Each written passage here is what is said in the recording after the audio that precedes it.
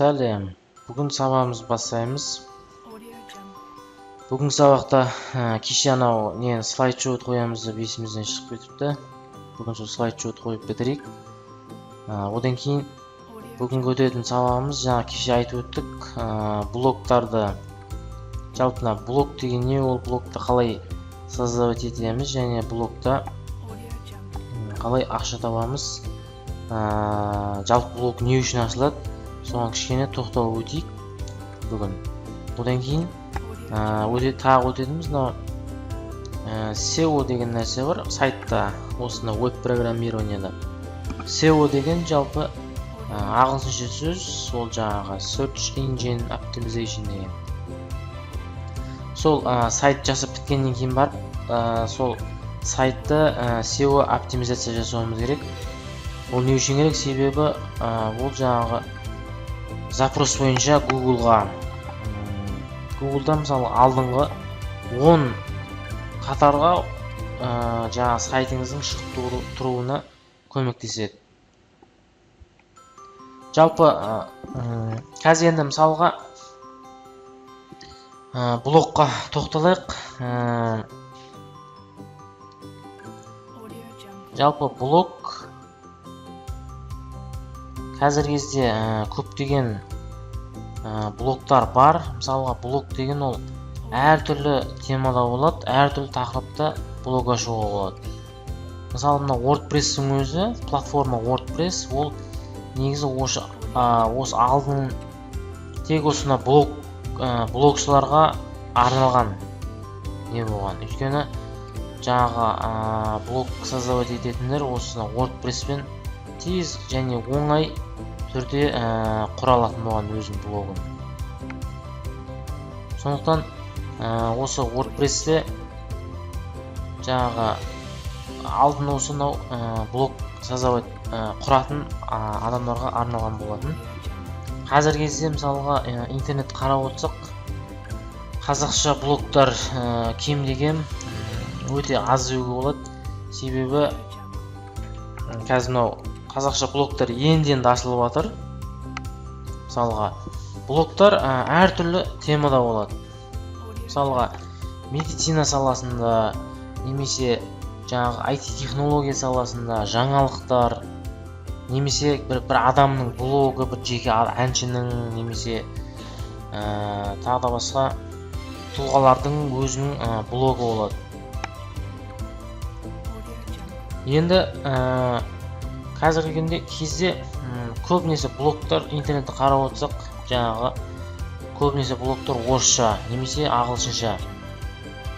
Енді қазақша блогтар өте аз, бірақ қазіргі енді дамып келе жатыр.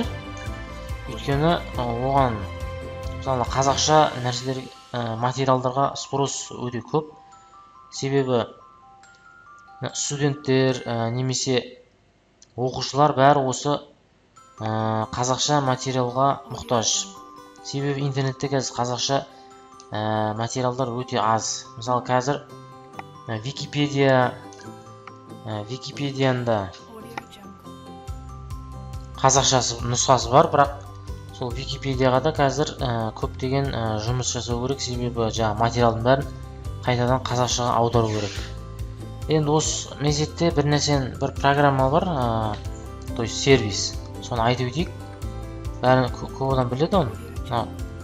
Translate Google-ға кірсеңіз,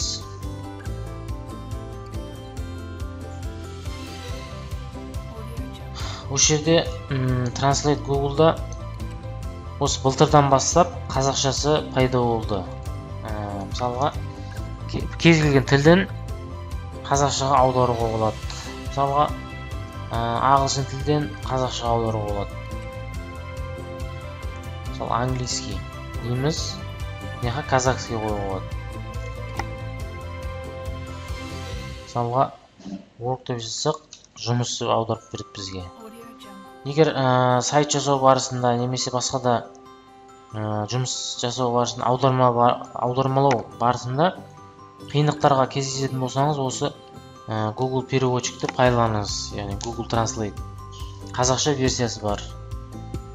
немесе керісінше аударуға болады. мынаны бассаңыз керісінше аударасыз. Мысалға тек қана сөз емес, сөйлемдерді де аударуға болады.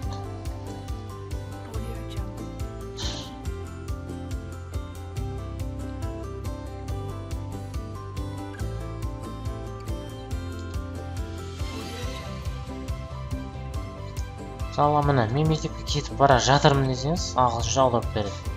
I'm going to school деп. I'm going деген present continuous. Мына жерде мысалы мына жерде таза аударып береді. Немесе осы сөз басқа тілге аударуымызға болады. Мысалға орысша аударайық. Я иду в школу міне таза аударып береді. Осылай осы сервис пайдалануымызға болады. Мысалға қазір кезде қазақша танымал сайттардың бірі мынау ел.kz сайты. Бұл ел.kz жалпы бұл негізінде басқа тілдерге де аударылады. Мысалға орыс тіліне де аударылады екен.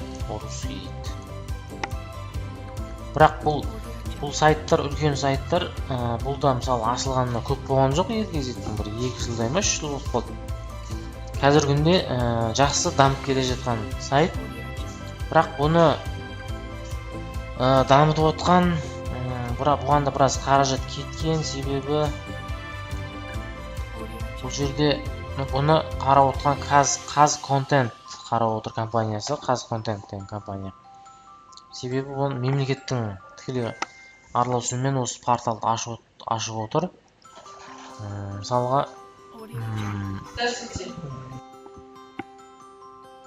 міне осы ел.kz сайты қазіргі күнде даму үстінде. Енді бұл сіздерде мысалға кез келген темада блог ашып, соны дамытып, сол жерде жаңағы өздеріңізге керекті жаңағы оқырмандар немесе сол блогқа күнделікті кіріп отыратын адамдар табуға болады. Қазір кезде мысалға осы мынау интернет бизнесте, онлайн бизнесте бізде қазір Қазақстанның рыногы өте бос, конкурент жоқ. Мысалға осындай қазақша сайттар ашып, блог неше түрлі әртүрлі темаларда блогтар ашып, дамытып ақша табуға болады. Мысалға сіз қазірден бастап оған кірісу керек. Сізге тек қана керегі оған сіз пәлен мың ақша инвестиция немесе көп көлемдегі ақша қажет емес. Оған сізге керегі сізден талап ететін нәрсе тек домен хостинг алсаңыз, соны тіркеп қойсаңыз, кейін сөйтесіз де жаңағы материал жинап күнделікті сайтқа сала бересіз. Мысалға қызықты бір мақалаларды салуға болады. Күнделікті мысалға өзіңіз бір мақала жазып, керек сол өзіңіз жаңағы блог қандай темада, сол темада күнделікті мақала жазып сайтыңызға салып отырсаңыз, күнделікті жаңартып отырсаңыз, сіздің оқырмандарыңызда, интернеттегі оқырмандарыңыз көп болады. Мысалы қазір көптеген мысалы сайттар бар Ресейде. Мысалы күніне сол блогты қолданатын адамдар 150-200 мың адам күнделікті кіріп отырады сол порталға, сол жаңа блогқа. Солай ақша табуға болады. Немесе осы блогыңызға жаңағы оқырмандар көп болғаннан кейін барып баннерлер қойып қоюға болады. Мысалға реклама қоюға болады ішіне. Мысалға реклама қойсаңыз 100 мың, 200 мың адам сол жарнаманы көре алады. Және рекламаны платный қоюға да болады. Міне мысалға мынандай баннерлер, мыналар, осылар баннер. Одан кейін блогты ашқаннан кейін барып оны жаңағы SEO оптимизация жасау керек. Сол SEO оптимизация жайында бүгін қозғап өтеміз, қалай жасау керек екенін. Ол мысалға мына Google-да жазамыз. Google-да мысалы іздейміз қазір. қазақша блоктар десек көрейік. Блоктар дейді. Блоктар.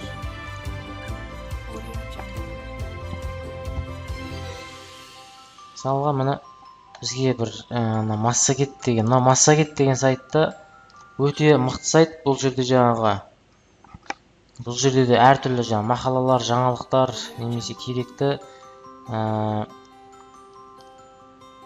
қажет информацияны табуға болады осы жерден. Сол сияқты мысалға блогта әртүрлі темада дамытуға болады. Қазір кәдімгі жоқтың қасы, қазақша блогтар өте аз, жоқ. Сол нені болдырмамыз керек. Біз осындай сайт жасап үйреніп, блог ашып, әртүрлі темаларда блог ашып, осыны қазнет дамытуға үлесіміз қосуымыз керек. Мысалы, мына блогта түрлі нені іздеуге болады, табуға болады информация. Мысалы, бұл сайт Массагет KZ деген. Бұл сайттың ашылғанына біраз жыл болды. Қазір бұл сайттың қолданушылары, оқушылар өте көп. Массагет TV дейді мысалға. Массагет TV жаңағыда видеолар салады ішіне.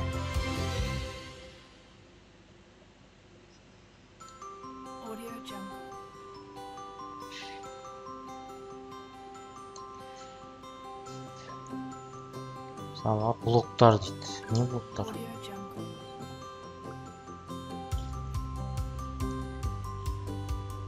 Мен қалай құқығының магистраты атандым?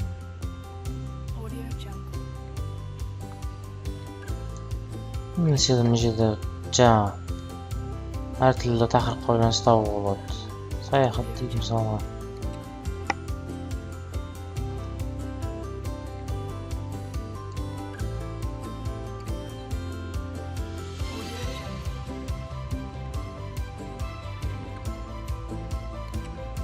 Жоғары деген бар екен.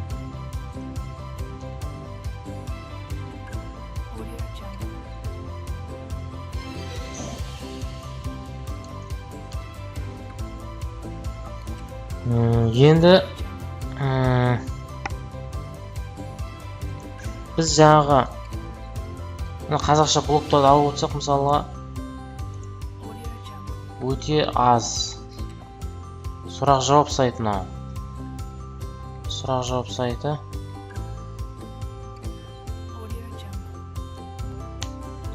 Неха одан кейін блогыңызға мынандай не қойып қоюға болады, реклама, Яндекс Директ деген. Яндекс Директке сіз осы сайтыңыздан орын бересіз. Яндекс Директ осы сайтқа сіз жаңағы осындай жарнамаларды орналастырады. Яғни осы жарнама мен бассам, осы сайттың иесіне ақша түседі. Кликке. Себебі мен сайтты кликті басу арқылы осы сайт администраторына ақша түсіре аламын. Осындай сайт ашып, қолданушыларыңыз көп болған кезде барып, осындай Яндекс Директке орын бересіз сайттан. Солай ақша табуға болады. Мысалы, кірген қолданушылар үстен басса, сізге шотыңызға ақша жазыла береді, аккаунтыңызға. Кейін оны шотқа аударып шешіп аласыз.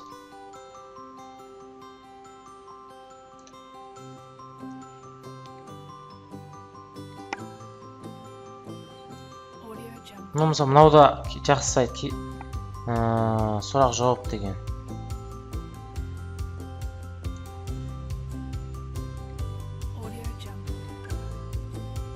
Жаңа сұрақтар.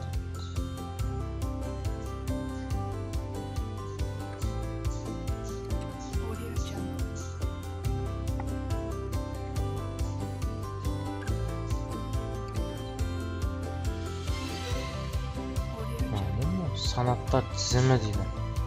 Авто 1000, қаржы бизнес 1591 дейді.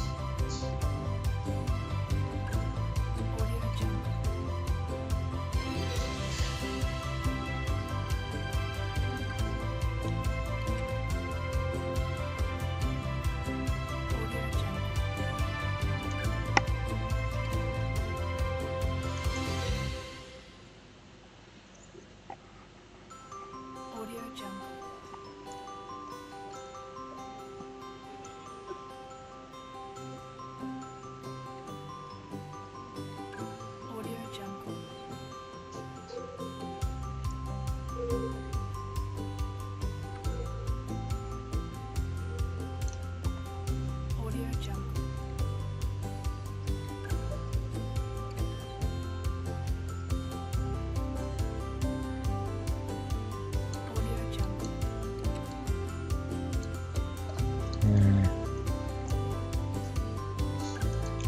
осылай қарап отыруға болады екен. Енді мысалға сіздерде мысалға мінбер дейді, керек инфо дейді.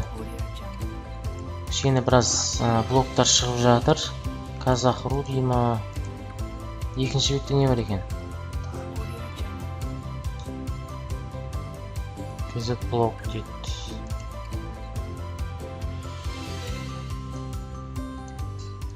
Не бар?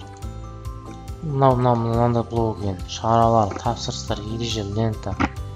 В общем, жаңағы ұзын сөздің қысқасы, осындай блог ашып, әртүрлі темада өздеріңіздің жаңағы оқырмандарыңызды, нелеріңізді жинасаңыздар болады.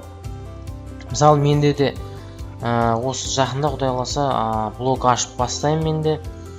Менің бірақ блогым жаңағы осынау именно сайт жасау, IT технология және жаңағы онлайн бизнес жайында болмақшы Құдай қаласа. Соған мен өзім бекініп қазір материал жинау үстіндемін. Ондай блог ашамын деп бұрын ашқам, бірақ сол блогым мен тоқтап қалды. Не екенін білмеймін өзімде. Бірақ енді сол блогты қайтып жаңартқым келеді. Және қазір мен материал жинап, соған осы жақында кірсем. Сол блогты ашуға тырысамын. Және сол блогта жаңағы сайтқа байланысты көп материалдар табасыз деп сенемін. Енді мысалға сіздердің жаңағы сайттарыңыз, темаларыңыз жазайық. Мысалға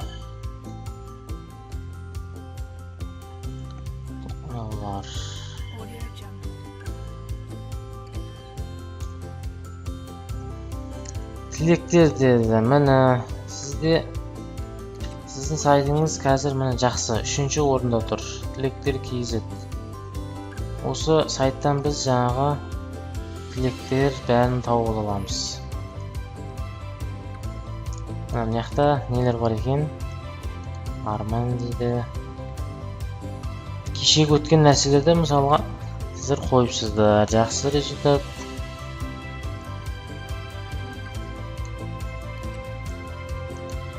Сыйлықтар дейді. Кешегі өткен мысалға нелер? Рубрикалар.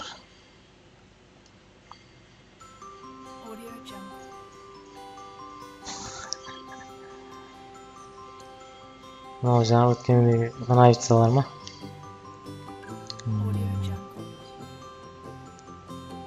Мыналарды қазақша аудару керек. Добавить комментарий. Оны қалай қазақша аударамыз, оны бір сабақта көрсетемін. Мынаны 2014-16 деп қою керек мына жерге. 2014-16 2 жыл болғанда ашылған мына. Мынаны қазақша аудару керек.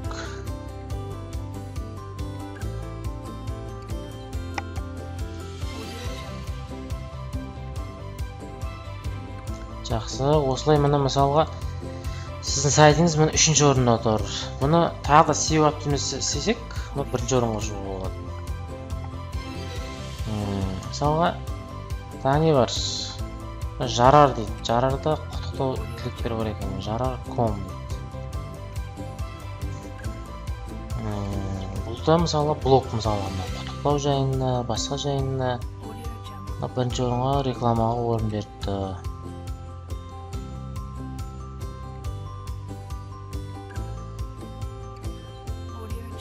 Өлеңдер жинағы дейді. Міне осылай көп информация. Жаңағы блог ашқаннан кейін күнделікті осындай қызықты информацияны салып отырсаңыздар, оқырмандарда көп болады. Және осы блогты қалай тез арада дамытуға болады? Мысалға, ол үшін сіз жаңағы социальный сеттерден, әлеуметтік желілерден страница ашу керек. Мысалға, Facebook'тан страница ашу керек. Одан кейін Facebook'та страница ашқаннан кейін оған жаңағы адам жинайсыз. Адам өздері жинала береді, қызықты информация салсаңыз. Сіз тек сол страницаға күнделікті қызықты жаңағы мақалалар салып отыруыңыз керек. Ол страница қалай ашу керек, өткен сабақта айттым Facebook'та. Одан кейін сол неге жаңағы жазған мақалаңызға ссылкасы қоясыз. Мысалы, осы сайтқа кірсең, толығырақ оқисың деп. Содан кейін осы сайтқа адамдар кіре береді. Немесе YouTube порталына видео беруге болады. Мысалға бір видео дайындап, соны YouTube'ға саласыз. YouTube'да білесіздер, Google'дан кейін екінші орында тұрған поисковик ол YouTube. Сол YouTube порталына берсеңіз, және астына описанияға ссылкалар қойып қойсыз, сайтқа сілтеме.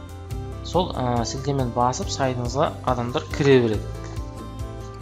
Ол YouTube'да тек қана сізге жазылған адамдар емес, ойлы кез келген адам көре алады оны. Сөйтесіз де сол жерден өзіңіздің жаңағы сайтыңызға көп адамдар, қолданушылар жинап алуға болады. Немесе жаңағыдай SEO оптимизация жасауымыз керек сайтқа. Сол кезде біздің жаңағы адамдардың былай жазып іздеген бойынша біздің сайтымыз шыға береді. Мысалға қазір веб-сайт қалай жасаймыз десек, шыға ма бірдеңе көрейік.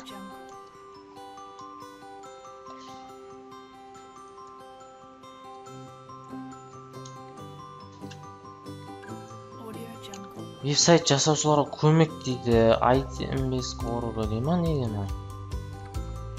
Так, веб-дизайн, информатика, реферат дейді. Жеке сайт қалай ашуға болады? Сұрақ жауап бар. Қалай жеке сайт ашуға болады дейді.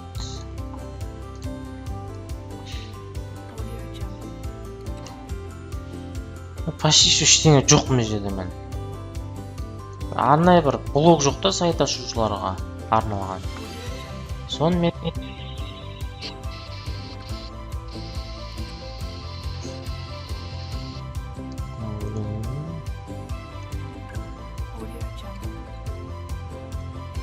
сұрақ жауап бар екен.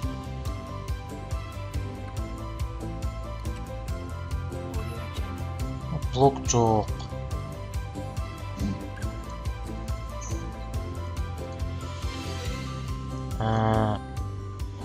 Міне осылай блог ашсаңыздар, бірінші жаңағы сайт жасап үйреніп аласыздар, кейін блог ашып осылай дамыта беруімізге болады. Бізге мүмкіндік өте мол. Себебі қарап отырсыздар, интернетте ештеңе жоқ. Темаларға байланысты, ең керек темаларға байланысты ешқандай блог жоқ мысалға. Соны сіздер қазірден бастап қимылдап, қазірден бастап сайт тесті жасап үйреніп алып, осы сізге кірісетін болсақ бірігіп, біз алдыңғы қатарға шығып кетуге өте оңай жол ашылып тұр. Енді сабағымызға кірсек, бүгін кешегі жаңағы немізді жасайық, бітіресілер кешегі анау ненімізді, жаңағы галереямызды. Сол үшін жаңағы өткендегі сайттың демо версиясымен ашып қояйын қазір. Так, WordPress free themes. Емес ма? Мынау еді.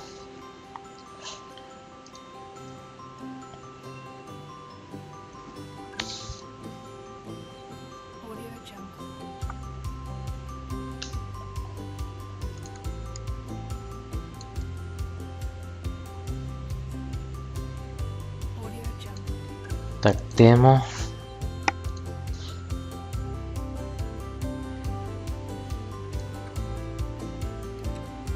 Кешегі галерея мынау еді.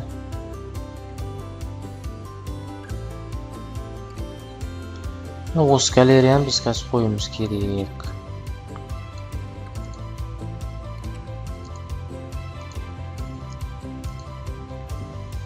Енді бұны қою үшін бізге арнайы плагин керек болады. Сол үшін мынау плагин дегенге кіресіз. Плагин басқаннан кейін барып, сіз мынақа добавить новый.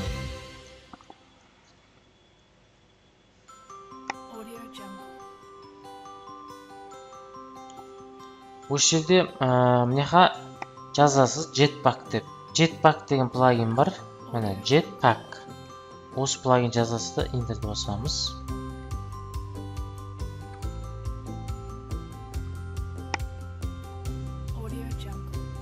Мына мынау плагин Jetpack WordPress.com деген. Осыны қосасыз сіздер. Установить деп не басасыз. Мен қазір қосып болған бұны.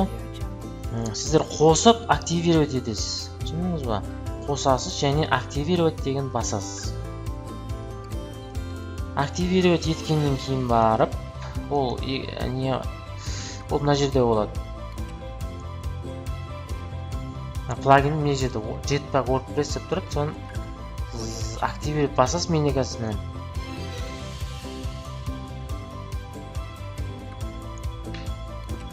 Мына бұлай тұрады, сіз мына активировать деп басасыз.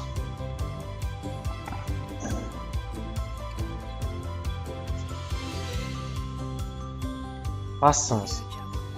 Сөйтіп басқаннан кейін бар, мынандай сізде плагин пайда болды, Jetpack деген. Соны настройкасына кіріп көрейік. Не бар екен?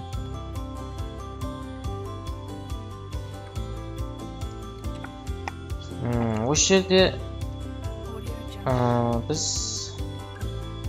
мына нәрселер активированный емес, себебі біз мынау локальный хостта отырмыз. Ал шынымен серверде отыратын болсақ, мыналарды активированный болады негізі. Пока миларыңызды ашып қойын, осыны қосып болғаннан кейін барып, біз жаңа страницаға кіреміз. Страницаға кіріп, мынау gallery деген страницаға кіреміз.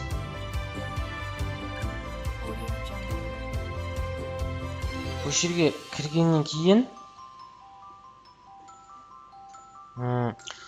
біз мынау добавить media файлды басамыз.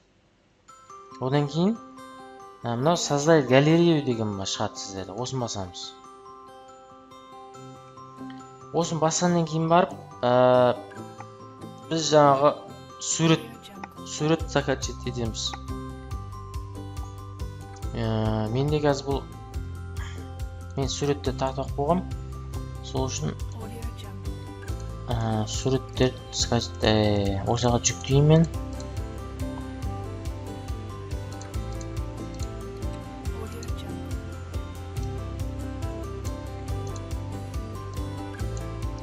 Открыть деймін. Мен қазір бірнеше суретті жүктеп жатырмын.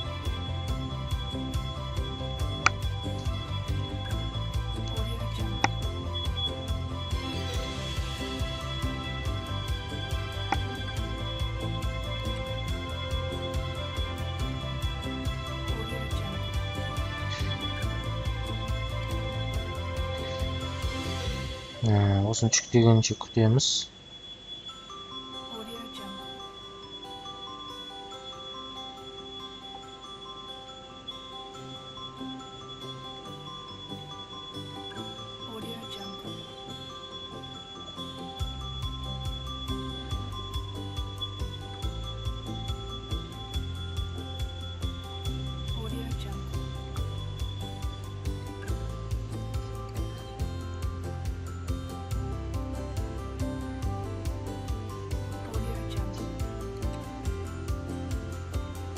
Жаңа мысалға әр суретті жеке-жеке емес, осылай бәрін белгілеп алып, бірден загружать етуге болады. Жаңағы белгілеп атқан кезде контрол басып тұрасыз, контрол басып, өзіңізге керек суреттерді таңдап, кейін осылай бірден бір мезетте 10-15 сурет загружать етуге болады.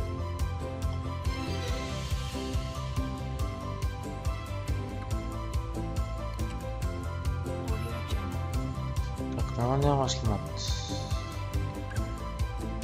Если создать новую галерею деп басасыз. Так, менде мына жерде суреттер дұрыс не алмады деймін. Төртақ сурет ашылып тұрмағыз. Мен бұны админ деп қайтып не аламайдым. Так, добавить media файл.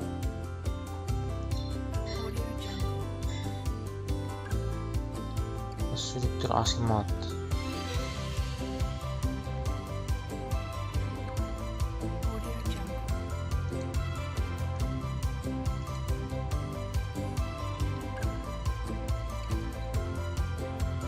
Қайтып көресің.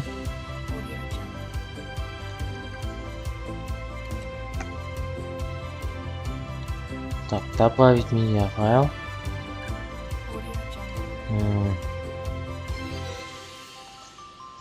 Так, керек емес суреттерді өшіріп тастауға болады. Басып, мынаны басасыз.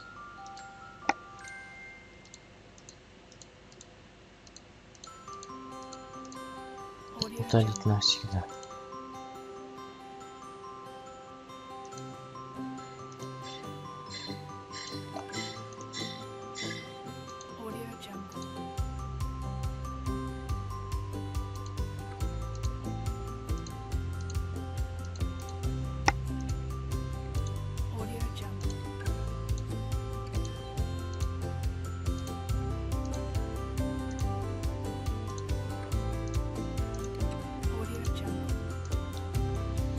Сөйтем да, загрузить файл. Жаңа галерея мынау керек маған. Мынау керек, мынау керек. Мынау. Контрол басып тұрасыз. Бұл осы сурет жетеді.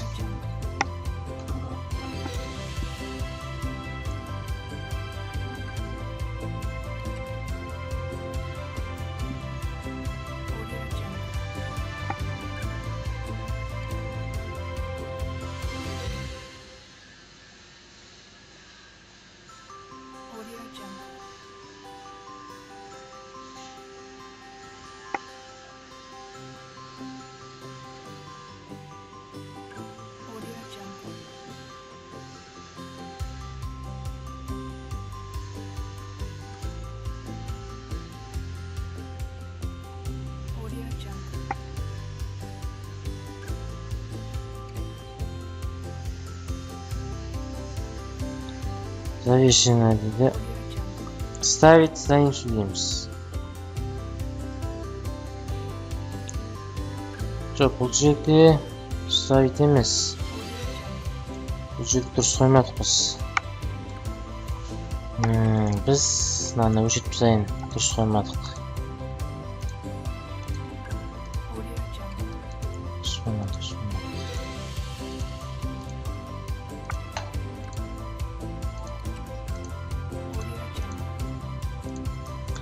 Біз добавить медиафайл деймізді. Таңдалайықшы мынаны. Создать галерею дейміз мынаяқта.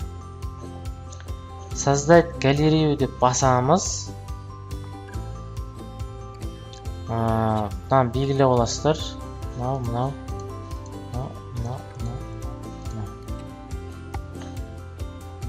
Осы суретті аламын да создать новую галерею деймін. Сөйтем да мына жерде ссылка дегенде случайный порядок дейді. Негізі мына жерде не болу керек? Страница вложения.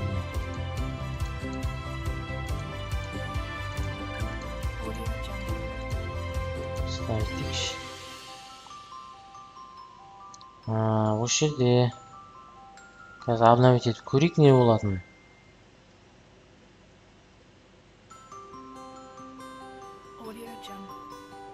Көрейік результатқа.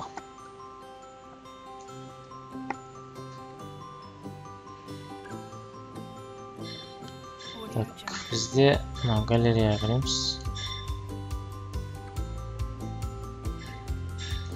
Бізде дұрыс қойылмады. Біздің галереямыз бұндай болмау керек. Біздің галереямыз басқа болу керек. Сол үшін мынаға кіреміз де мынаны редактировать. Негізі мына жерде басқа нәрсе шығу керек, не шығып қояды ғой.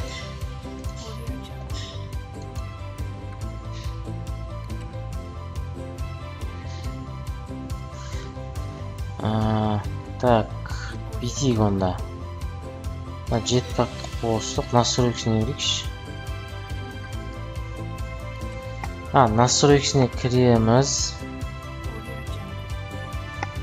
Осы жерде біз мына бір нәрсені ұмытып кеттік.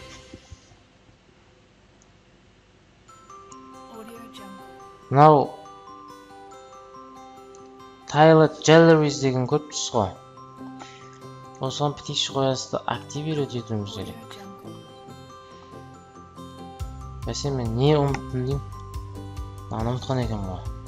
Активировать етесіз. Еткеннен кейін барып жаңағы жерге кіреміз. Gallery.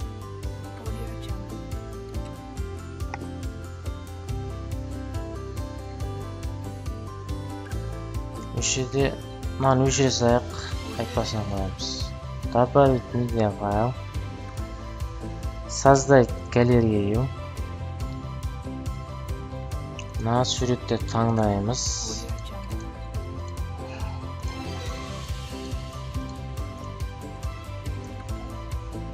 Так, мыналар келгеніміз. Қалғандарын таңдайық. Şimdi создать новую галерею. Осы жерде неге шықпай отыр, Так, мына осындай кезде не істейсіздер? Осындай кезде жаңағы мынаның несіне кіреміз? Документациясына. Документациясында ол жазылады. Сол үшін неге кіреміз? Жаңағы нені тауып аламыз.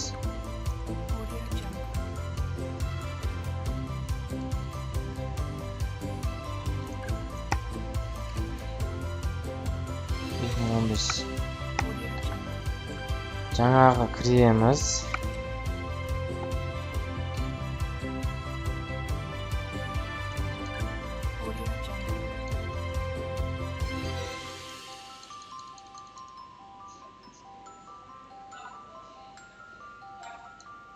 Мына межде more info and download деп тұр ғой. Осы жерде мына documentationға кіреміз. Осы жерде жаңағы бізге керегі галерея.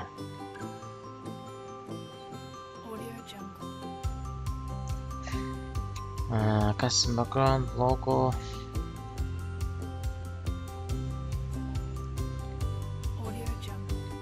Мына Gallery page деген бар, осыған кіреміз.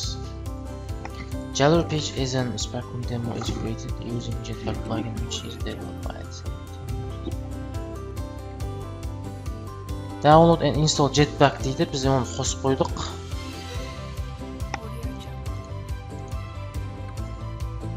Так, одан кейін enable function called tiled galleries via WordPress dashboard Jetpack. Онда істедік.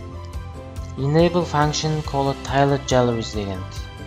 Мына жаңағы нәрсені айтып отыр. Jetpack настройки.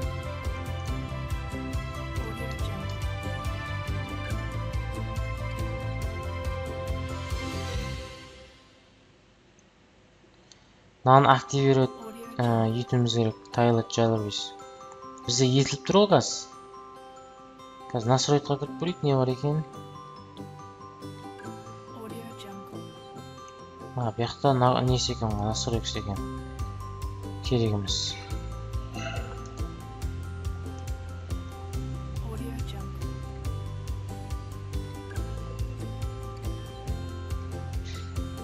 Так, tiled galleries дегенімізді активировать етіліп тұр. Соң кейін не дейді? Enable function called tiled galleries Jetpack create a post page like you normally would create WordPress gallery and set tiled mosaic on the gallery settings on the right side. Немесе мына видеоны көруімізге болады.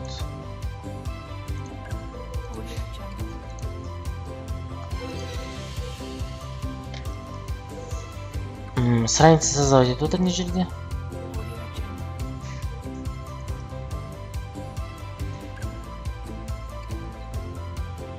Create gallery, ана создать галерею. Керек суреттердің бәрін алды. Create new gallery. Мына жерде type'ты бізде шықпады. Tiled mosaic деген. Неге шықпады ол? Мен кеше емес алдыңғы күні істегенде ол шыққан еді. Қазір тағы бір көрейік.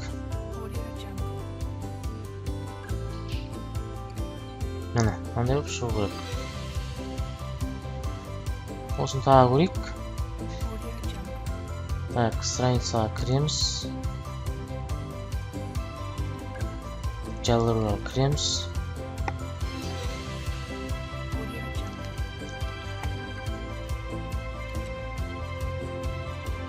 Мынаны өшіріп керегіміз.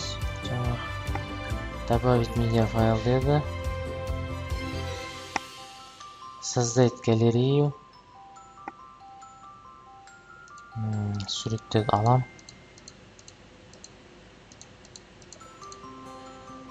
Создать новую галерею басты. Не жерде бізде жаңа неміз шықпай жатыр. Неге шықпады ол?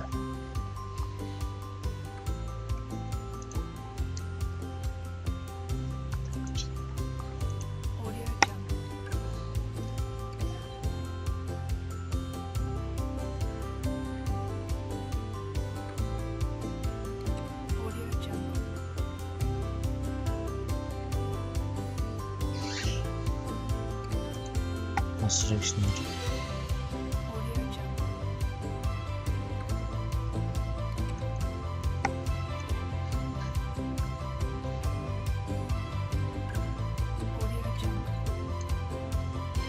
Tayyor jargonbiz.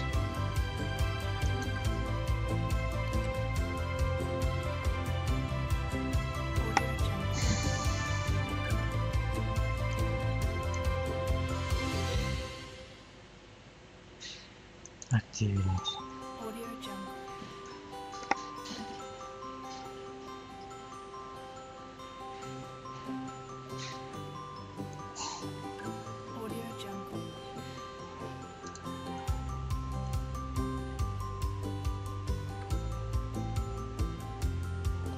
Значит, оған көп сурет керек ау негізі.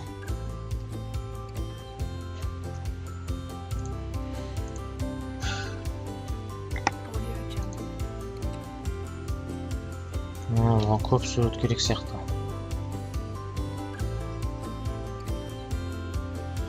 Добавить медиафайл. Создать галерею. Загрузить файлы.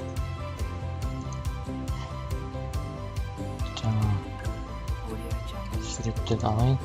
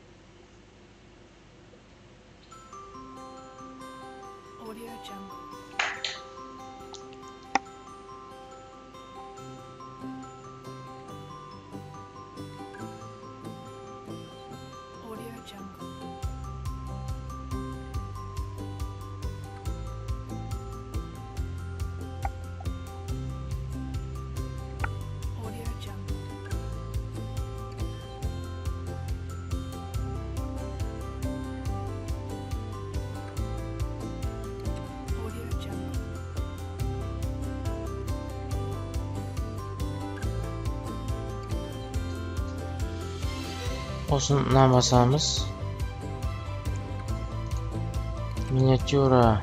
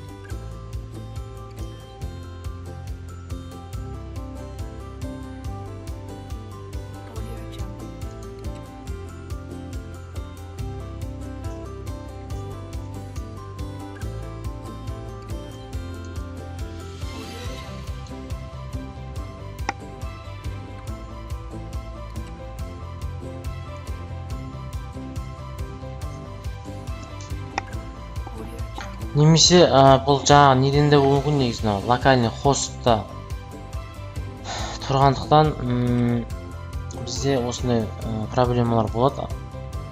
Негізінен мынау сервердің өзінде істесе ол оңай болуы мүмкін.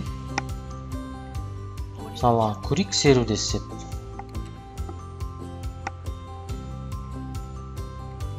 Уже интернетте тұрған сайтқа істеп көреміз. Бізде қазір локальныйда бұл.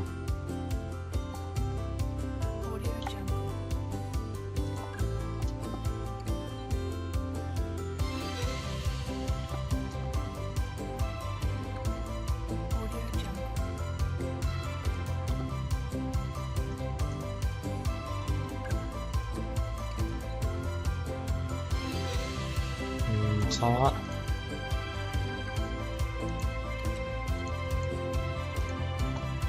жаңа нені қосам, плагин.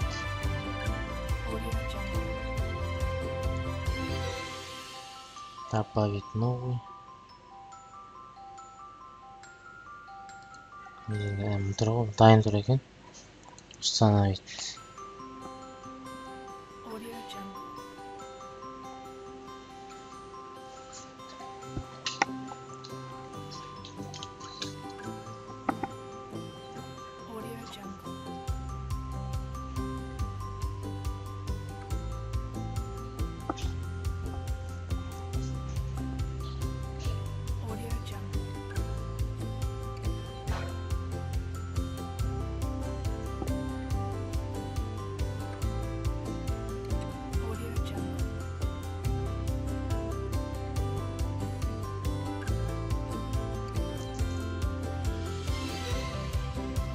Мына жерде активировать дейміз. Бұл қазір мен жаңа неде қосып көрсетіп жатырмын. Жаңағы прямой серверде, сіздер өздеріңіз локальный серверде мен көрсеткендей қосып көре беріңіздер. Менде мынау шықты. Настройкасына кірем. Так, мына жерде енді жаңа WordPress-те нені сұрап жатыр. WordPress.com-да аккаунтым болу керек, бұны қосу үшін, серверге қосу үшін. Сол үшін менің аккаунт сұрап жатыр қазір. Бұл сіздерге қатысы жоқ негізі. Мен просто бұл жерде жаңа сіздерге нені көрсетемін.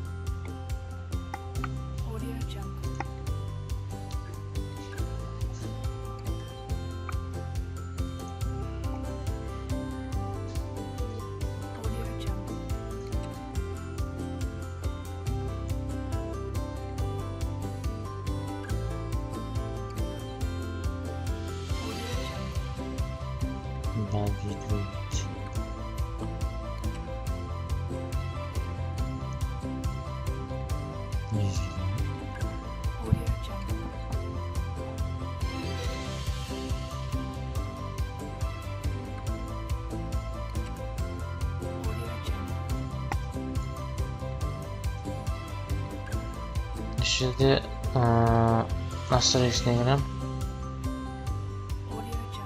Жаңағы бәрін мына жерде егер неге қоссақ, мына жерде бәрі активировано болып тұр, көрдіңіз бе? Жаңа жерде жанбай тұрады жартысы. Мына серверге қосқаннан кейін ол жанады. Бізге қазір мынау нені қосуымыз керек? Қандай еді?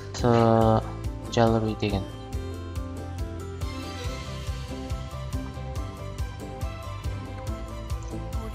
manage markdown.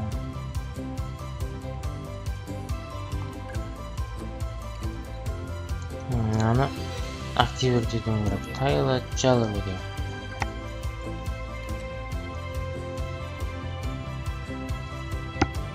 Етті мен мысалға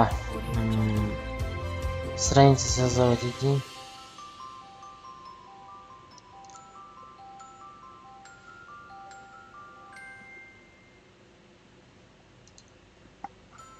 Мысалға Jallow деп публиковать.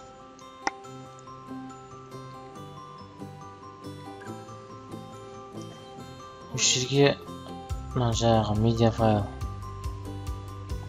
создать галерею, выбрать файл, жаңа суретті таңдайын.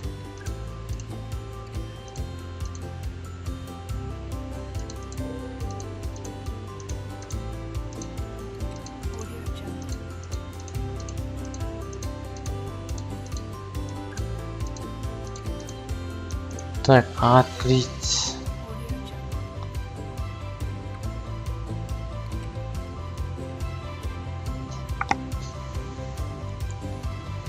Бұл жерде көрейік не шығатынын. Онлайн жаңағы прямой серверде отырмын мен қазір, интернетте отырмын. Мына жерде мен сайтта отырмын.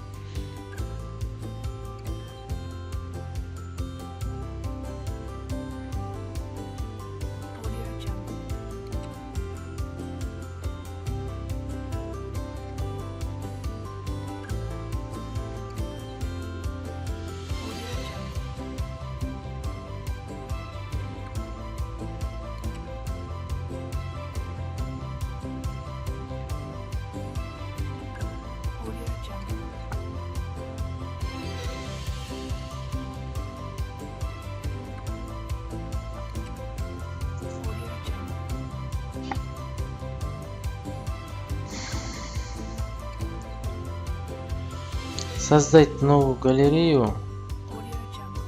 Мына жерде шығады екен ғой. Жаңа жерде бізде жаңағы локальный серверден ашық болып жатыр. Бірақ сіздерде бірінші создавать еткенде ашық болмайды. Себебі мен өткенде өзім құрып көрдім, менде болған ол.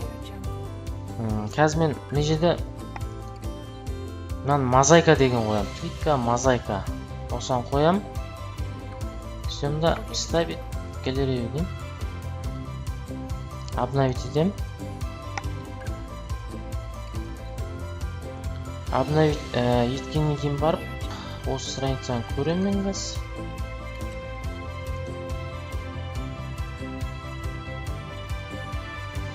Мына бізде мынандай галерея пайда болды. Мозаика түріндегі. Көрдіңіз бе? Әртүрлі болып тұр. Мынандай әртүрлі. Жаңа бізде серверден ашық болған екен. Мысалға, мына да сондай. Жаңа қайсет. Бұл несі еді? Мына. Тура осы галерея бізде де пайда болды.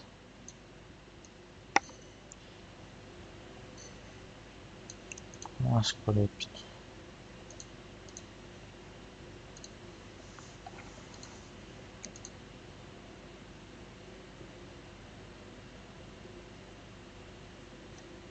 Бірақ бұл ішіне кіріп кетеді да.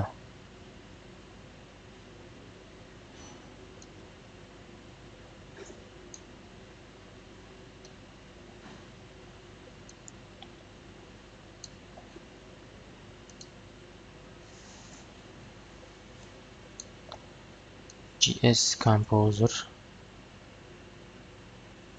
Міне осылай создавать етеміз.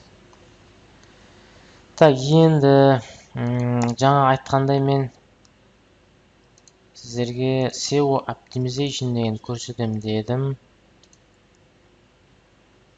Соны көрсетіп жіберейін. Жалпы SEO оптимизация сайтқа ең керекті нәрселердің бірі ол. Өйткені ол жерде жаңа ключевой слованы жазамыз. Сол SEO оптимизацияны сайтқа жасау үшін бізге тағы да плагиннің көмегі қажет. Ол плагинді біз не деп аталады? Плагинге кіреміз де добавить новый дейміз.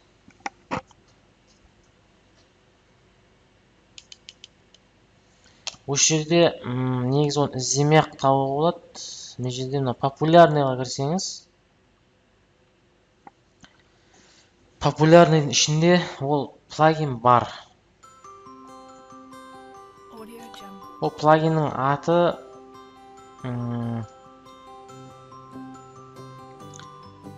мына Yoast SEO деп тұр. Yoast SEO. Осы плагинді қосуымыз керек. Өте мықты плагин жаңа SEO сегінге. Ең популярный плагин 1746 адам райдса осаны қосқан ба.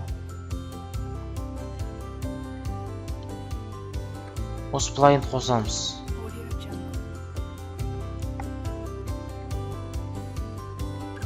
Бұның несі өте мықты. Активировать плагин дейміз.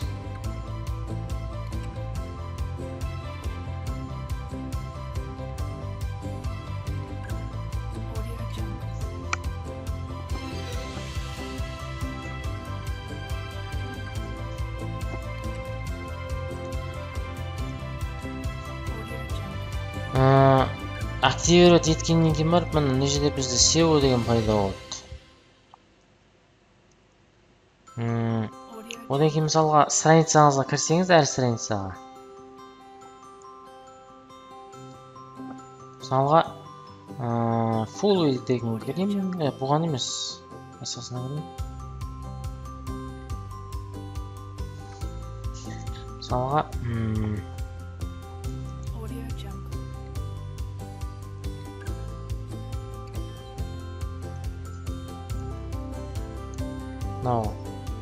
Home'ға кірейін.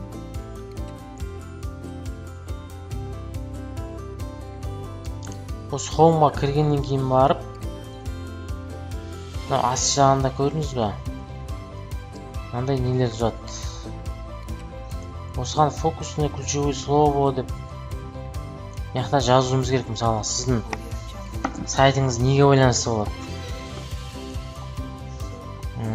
Сайтыңыз мысалға тілектер ма? Мысалға тілектер, құттықтаулар деп жазуға болады. Құттықтаулар. Міне, осылай жазу керек. Одан кейін мысалы сайтыңыздың басы бетіне кірдік қой біз қазір home деп. Осында ручканы басып тұрлауға болады. Жазуға болады. Мына жерден де былай жазуға болады. Негізі осы плагинді мен келесі сабақта жақсылап тоқталайын.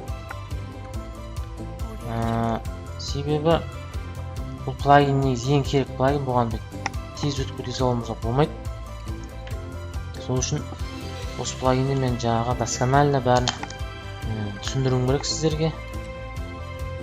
Сол үшін осы жерден сабағымызды тоқтатсақ, келесі сабақта осы плагин толық бітіреміз де, одан кейін тағы да басқа нәрселер бар сайтқа керек, солар өтеміз. Осымен онда осы жерден қоштасамыз.